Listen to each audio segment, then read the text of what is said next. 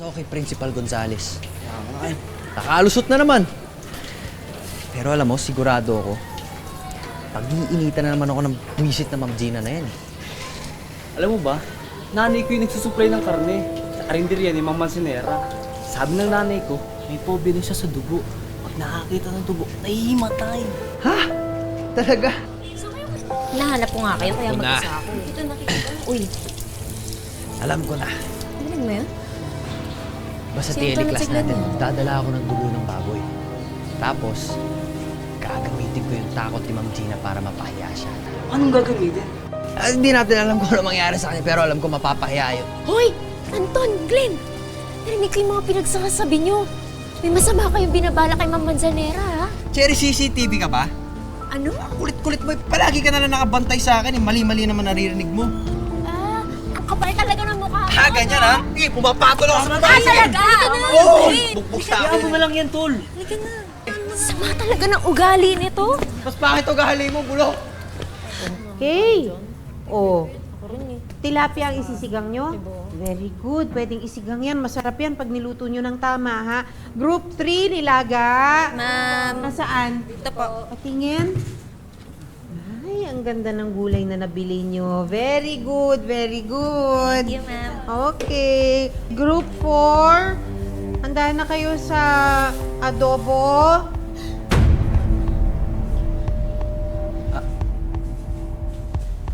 Ano yan? Oh, Hindi ba usapan natin adobo lulutuin nyo? Bakit may pangdinuguan ka? ay, hindi po kasi ma'am. Di ba po ako yung leader? So, nasa akin po ang desisyon kung ano ilulutuin ng grupo namin. Bakit po ma'am? May problema po ba kayo sa dugo? Ton. Ay, bakit? Mahirap lutuin yan. Komplikado lutuin yan. Yung dinuguan na yan, hindi pwede. Ma'am, kayang-kaya ko nga hulutuin to. Napakasarap po kaya nito. Nagtataka nga po ako bakit parang wala yatang dinuguan po sa Anton, hindi ako nakikipagbiruan sa'yo, ha? Kung ipagpipilitan mo yung gusto mo, mabuti pa, lumabas ka na ng classroom ko dahil wala ka ng respeto sa akin bilang teacher mo. Hindi ma'am, simple lang naman kasi. I mean, Anton, tumigil ka na. Cherry, huwag ka na makialam dito Anton, ka. tigilan Ano ba, mo na yan. bitawan mo nga Anton, ako? please. Anton, bitawan mo yun. Anton, tama na. Please, Sabi na huwag tigilan ka mo na. mangialam eh.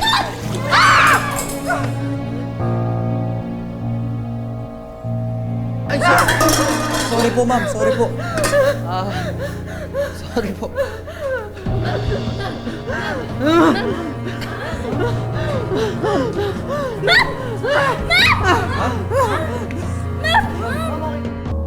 Ma'am, Mrs. Buenawaga, gusto ko lang malaman nyo na hindi ko na kayang palampasin ang ginawa sa akin ng anak nyo.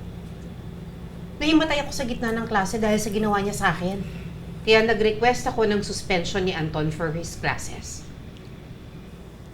Kailangan muna naming imbestigahan yung mga nangyari. Baka naman kasi totoong pinag-iinitan mo lang yung bata. And also, meron tayong due process na kailangan natin sundin bago ko i-approve yung suspension ni Anton. We have to be fair here. Ginawa ko na yung special report ko for his suspension. Ngayon, kung hindi nyo po aaprubahan, wala naman akong magagawa eh. Anong parusa? Yung isuspend mo siya? Para magtanda? Hindi siya makakapasok sa mga subject niya ng araw. Tapos ano? Babagsak siya sa lahat. Wala kang kwentang teacher. Wala kang alam sa pagdidisiplina sa mga bata. Ang pagdidisiplina sa mga bata, nagsisimula yan sa bahay at natututunan sa kanilang mga magulang. Hoy! Pakasampalin kita! Huwag mo akong magmamataasan ng boses. Teacher ka lang ng anak ko. Gusto mo sampalan na lang eh. Tama na, Mrs. Buenaventura, tama na. Okay na. Ito kasing teacher mo eh. Hindi lang ho ako basta teacher. Marangal ho ang profesyon ko. At ngayon nagkakilala na tayo ng personal, hindi ho ako nagtataka kung bakit lumaking bastos ang anak nyo. Dahil kayo ho mismo, wala ho kayong respeto sa kapwa nyo. Tara, di ba tayo tapos? Tama na, Mars. Ano naman yan? Pag-ialagay mo sa kailangan. Tama na. Ba't kaya yung mga teacher mo? Ako na.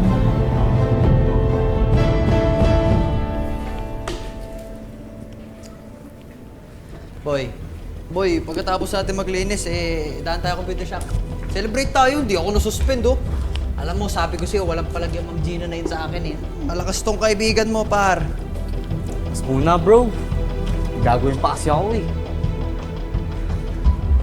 Pare naman, may problema ba tayo? Kasi, pansin ko, kanina mo pa ako iniiwasan, eh. Totoo kasi yan. Pinagsisihan ko sa'yo, sinabi ko na may phobia si Ma'am Mansinara sa dugo. Ang lala kasi na nangyari sa kanya. Siguro nga tama yung sinabi ng Cherry. Iwasan muna kita. Akala ko ba magkaibigan tayo, par? Kaibigan nga. Ano ba problema mo, Tol? Ha? Problema ko. Ano? Anton!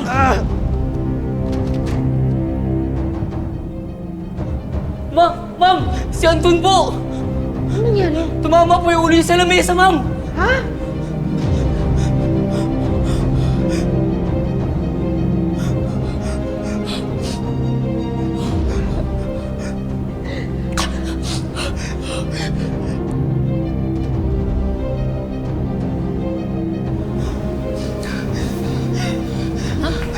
Okay lang po ba kayo?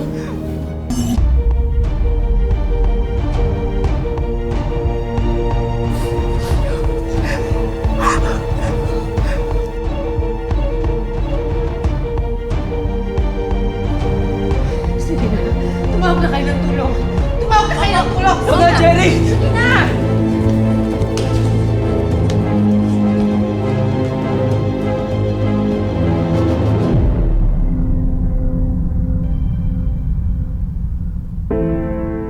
Okay, maraming salamat. Yung mga homework ha, huwag niyong kakalimutan gawin. Prepare for the quiz tomorrow. Ingat. Mauna ka na, ako nang bahala. Sige dito. po. Oo, thank you. Gina, mag-usap nga tayo. Tumawag sa akin yung nanay ni Anton. Bakit ba kasi hindi mo dinala agad yung bata sa klinik? Hindi ko siya iniwan kaagad kasi inalalayan ko nga yung pagdugo ng ulo niya. Kung umalis ako kaagad, baka mamaya mas mapahamak pa siya. Pwes, palpak nga yung ginawa mo. Mali, palpak. Inuha ko lang naman kung ano yung sa palagay kong tama eh. Ang oras na yun. Sa palagay mo tama. Hindi nga yun eh. Kaya ang sinasabi ko sa'yo, mali, palpak. Alam mo, tama talaga yung hinala ko eh. Pinag-iinitan mo talaga yung bata eh. Sinadya mo talagang hindi siya iligtas para makaganti ka. O ngayon, nasa ospital na yung bata, masaya ka na ba? Hindi totoo yan. Sinasabi ko sa inyo yung totoo, ayaw niyong makinig. Wala ka talagang kwentang teacher eh. Dapat sa'yo matanggalan ka ng lisensya. Yun lang yun. Sinabi ko na sa inyo, pinaliwanag ko na ho sa inyo. Walang kwenta yung paliwanag mo. Palpak ka nga eh. Na-ospital na yung bata. Huwag ka nga mag-aarte dyan. Ma'am, ano po nangyayari sa inyo? Hindi ako makahinga. Hindi ako makahinga. Gina, tigilan mo yung pag-aarte mo, ha? Nakakaya sa mga nakakita sa'yo. Ma'am, may nga-atake po yan sa mama sa Gina! Gina, tumayo ka nga! Ano ba? Walang dugo dito, oh. Walang dugo. Wala kang nakikitang dugo, kaya hindi ka dapat maging ganyan. Ma'am! Lagi ka na lang maghihimatay-himatayan. Ang mangyayari sa'yo yan, dapat talaga sa'yo. Mag-resign ka na, magtinda ka na lang sa karinderya nyo. Ma'am, nahihirapan na po siya. Humingi na po tayo ng tulong! Ma'am! Gina! Ma'am? Ma'am Gina? Ma'am Gina? Gumising ka!